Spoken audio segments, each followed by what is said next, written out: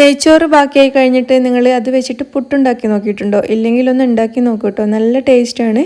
അപ്പോൾ ഞാനിന്ന് അങ്ങനെ ഒരു റെസിപ്പിയാണ് കാണിക്കുന്നത്. ബാക്കി വന്ന നെയ്ച്ചോറ് ഉപയോഗിച്ചിട്ട് നല്ല പതുപതാന്നുള്ള നല്ല ടേസ്റ്റി ആയിട്ടുള്ള പുട്ട് നമുക്ക് റെഡിയാക്കി എടുക്കാം. അപ്പോൾ എങ്ങനെയാണ് ഈ നെയ്ച്ചോറ് പുട്ട് ഉണ്ടാക്കുന്നതെന്ന് നോക്കാം.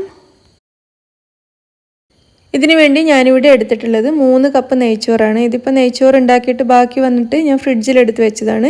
അപ്പോൾ ഫ്രിഡ്ജിൽ നിന്നും ഇപ്പോൾ എടുത്ത് പുറത്ത് വെച്ചതേ ഉള്ളൂ. ഇത് ചൂടാക്കണ്ട, ചൂടാക്കാതെ തന്നെ ഇത് പൊടിച്ചെടുക്കുന്നതാണ് നല്ലത്.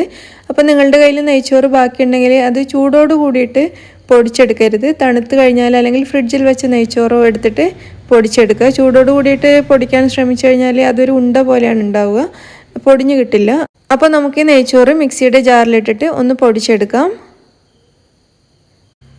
പൊടിച്ച പുട്ടുപൊടി നമുക്കൊരു ബൗളിലേക്ക് മാറ്റാം. കുറച്ച് തരിതരിയായിട്ടാണ് പൊടിച്ചിട്ടുള്ളത്, നല്ല ഫൈൻ പൗഡർ ആയിട്ടല്ല. കുറച്ച് നമ്മൾ സാധാരണ പുട്ടിന് പൊടിക്കുന്ന പോലെ തന്നെ അല്പം തരിതരിയോട് കൂടിയിട്ടാണ് പൊടിച്ചിട്ടുള്ളത്. ഇതുപോലെയാണ് ഇതിരിക്കുന്നത്. ഇനി ഇതിലേക്ക് 1/2 കപ്പ് റോസ്റ്റഡ് റവ ചേർക്കാം. റോസ്റ്റ് ചെയ്യാത്ത റവ ചേർക്കരുത്, റോസ്റ്റ് ചെയ്തിട്ട് എടുത്ത റവ തന്നെ 1/2 കപ്പ് ചേർത്ത് കൊടുക്കാം. എന്നിട്ട് നന്നായിട്ട് മിക്സ് ചെയ്തെടുക്കാം. നിങ്ങൾക്ക് ഉപ്പ് നോക്കിയിട്ട് ആവശ്യമാണെങ്കിൽ ചേർത്ത് കൊടുക്കാം. ഞാനിപ്പോൾ ഇതിൽ വേറെ ഉപ്പൊന്നും ചേർക്കുന്നില്ല. നെയ്ച്ചോറിന് ആവശ്യത്തിനുള്ള ഉപ്പുണ്ട്, പിന്നെ കുറച്ച് റവ മാത്രമേ ചേർത്തിട്ടുള്ളൂ, അതുകൊണ്ട് ഞാൻ ഉപ്പ് വേറെ ചേർക്കുന്നില്ല. അതുപോലെ വെള്ളം ചേർക്കേണ്ട ആവശ്യമില്ല. നെയ്ച്ചോറിൽ വെള്ളത്തിൻ്റെ അംശം നല്ലോണം ഉണ്ടാവും, അതുകൊണ്ട് തന്നെ വെള്ളം ഒട്ടും ചേർക്കണ്ട.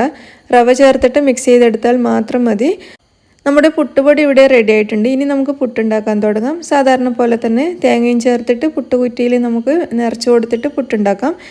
പിന്നെ ഇതിന് കുറച്ച് ഏലക്കായുടെയും ഗ്രാമ്പൂൻ്റെയൊക്കെ ഒരു ഫ്ലേവർ ഉണ്ടാവും കേട്ടോ. നമ്മൾ നെയ്ച്ചോറിൽ അതൊക്കെ ചേർക്കുമല്ലോ. അപ്പോൾ നമ്മൾ ഒരുപാടൊന്നും ചേർക്കില്ല, എന്നാലും ചെറിയൊരു ഫ്ലേവർ ഉണ്ടാവും.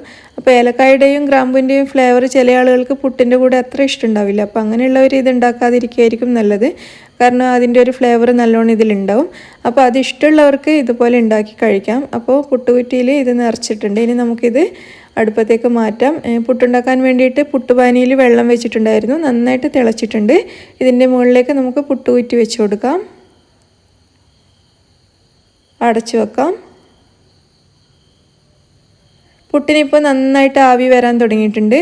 പുട്ട് നന്നായിട്ട് വെന്തിട്ടുണ്ടാവും. നമുക്കിത് അടുപ്പത്തുനിന്ന് മാറ്റാം. എന്നിട്ട് ഒരു പ്ലേറ്റിലേക്ക് വാഴയില വെച്ചിട്ട് അതിലേക്ക് ഇട്ട് കൊടുക്കാം. വാഴയില പുട്ടിന് എപ്പോഴും നല്ലതാണ്. വാഴയിലയിൽ പൊതിഞ്ഞ് വെച്ച പുട്ട് കഴിക്കാൻ ഒരു പ്രത്യേക ടേസ്റ്റാണ്. അങ്ങനെ നമ്മുടെ നെയ്ച്ചോറ് ഉപയോഗിച്ചിട്ടുണ്ടാക്കിയ നല്ല പട്ട് പോലെയുള്ള പുട്ട് ഇവിടെ റെഡി ആയിട്ടുണ്ട്. നല്ല ടേസ്റ്റാണ് കേട്ടോ കഴിക്കാൻ. ഞാൻ നേരത്തെ പറഞ്ഞതുപോലെ ഏലക്കായുടെയും ഗ്രാമ്പൂൻ്റെയൊക്കെ ചെറിയൊരു ഫ്ലേവർ ഉണ്ടാവും, എന്നാലും നല്ല ടേസ്റ്റാണ്. പിന്നെ ചില ആളുകൾ നെയ്ച്ചോറിൽ അതൊന്നും ചേർക്കില്ല. അപ്പോൾ അങ്ങനെയുള്ള നെയ്ച്ചോറാണെങ്കിൽ ഉണ്ടാക്കാൻ ഒന്നുകൂടി നല്ലതാണ്, അതിൻ്റെ ഒന്നും ഫ്ലേവർ ഉണ്ടാവില്ലല്ലോ. അപ്പോൾ നിങ്ങളെല്ലാവരും ഇതൊന്ന് ട്രൈ ചെയ്ത് നോക്കിയിട്ട് അഭിപ്രായം അറിയിക്കുക. ഇഷ്ടമാവുകയാണെങ്കിൽ ലൈക്ക് ചെയ്യാനും ഷെയർ ചെയ്യാനും മറക്കരുത്. താങ്ക്